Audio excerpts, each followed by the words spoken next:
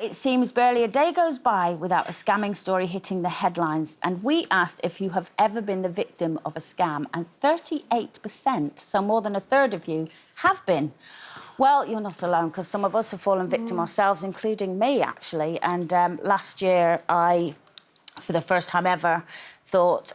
It was actually my daughter, Kira, booking... You know, I said I went away with all the young girls last year. There was like 8 of us.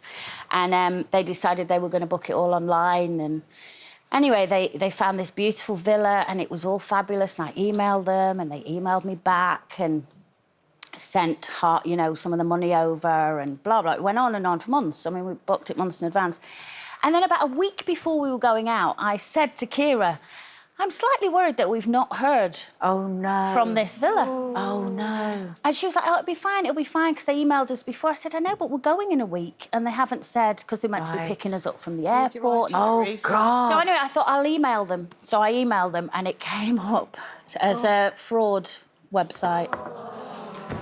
And I lost everything. And I had 8 girls to go. We've nowhere to stay. And we'd booked all your flights. Oh, booked everything. God, nightmare. I thought, how can I let... And luckily, we managed very last minute to book somewhere else that was legit. So did you get your money back? Yeah. Did you pay it on a lost credit all card? my money. And you know why I lost the money? Because I didn't use a credit card. I did a bank transfer. Not just like handing over cash. Yeah, and I you didn't can't realise it. As soon as back. I went to the bank, they said, oh, if you hadn't done the bank transfer, if you'd have done it on the card, we could have given you the money back. But you see, what happens is people get lured into it. It's a very common scam. I remember one. I've done consumer programmes for 11 years now. We've lots and lots of issues over the years. But this one stands out in my mind. A man, he had saved up all the money to take all his family for some anniversary of some sort. And it was £12,000 for this big villa to take all of them. And the supposed owner rang up and said, look, if you pay me the cash now, I'll knock £2,000 off it.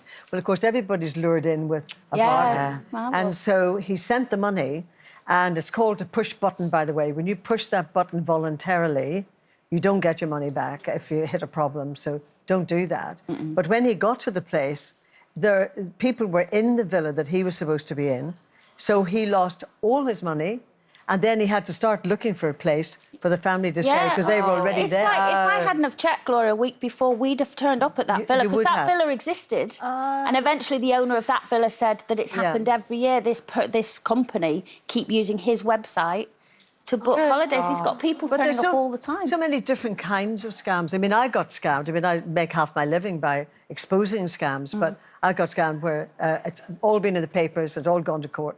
Santander gave my money to 4 strangers. So it was a savings account that I hadn't even touched for 2 years.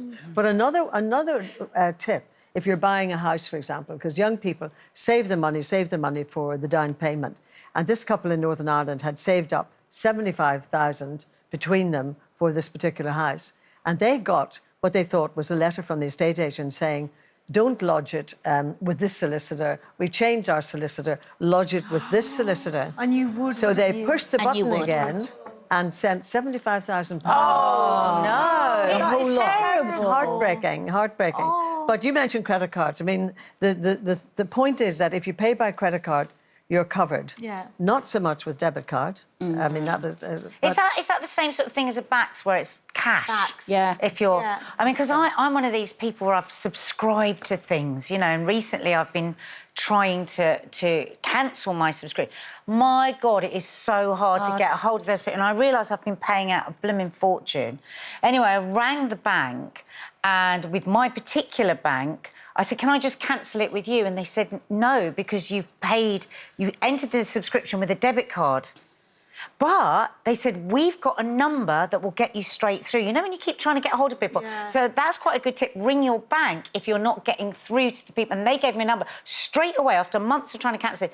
Straight away picked up the phone, want to cancel it, was cancelled in minutes. That's incredible. Yeah. But a lot of people give up. Numbers. A lot of people give up, don't Yeah, they? they do. There's a lot of people being scammed. I mean, the Citizens Advice here have calculated up to 4 million people could be scammed each year, and many scams go unreported. So Yeah, it 'cause is you feel a just bit silly incredible. when you get And I scammed. think because it's tech, it's cyber, you just don't know what your rights are. No, You I don't know know. who to argue But- with and whether you can argue, all that kind The of thing. thing is, you can't trust any of that these days, though, because these scams come in from Russia, from all over the place, and the police will tell you they are more clever these days than ever before. Just quickly on the credit card aspect, they will cover you from £100 to £30,000. So that's why you should use your credit card if you're paying. And also, you must always check your credit card statements. I remember once trying to pay for a dress or something, and it was in the days of, you know, this business or other thing. In the end, it turned out that I had paid for it 4 times, 3 times when she tried with a credit card, and once by cheque. So you have to really check your statements all the time. Yeah, yeah. And never believe a bank. A bank will never, ever ask you for details over the phone.